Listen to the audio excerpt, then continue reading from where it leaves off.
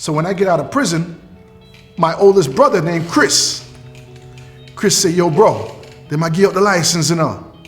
So I said, what license? Because in my mind, I'm coming home to do construction again. You know what I mean? I'm not going to sell no more weed because the weed game dry up now. You know what I'm saying? And then I said, you know, and I'm good at working construction businesses. I said, I'm going to do construction. But my brother told me about the license.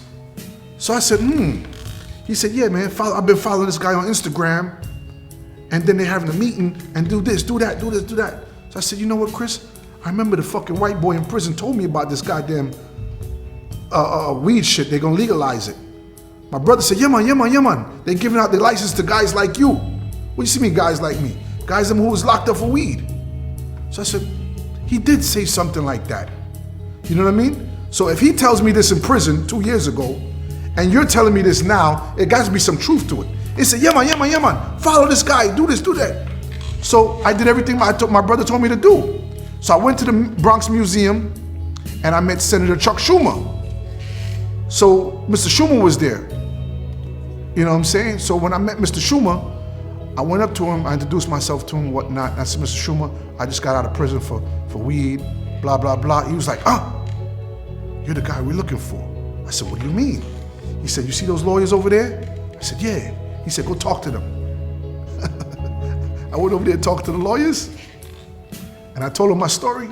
They was like, yo, you're the guy we're looking for. And they was trying to make me the poster child of the movement because they know that I dealt with a lot of money and I understand business. You know what I'm saying? And in order to get the license, you had to have had a business for at least 2 years that showed a profit, and you had to have the conviction.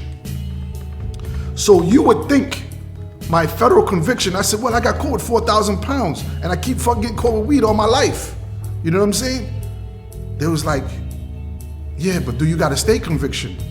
I said, I do. He said, what?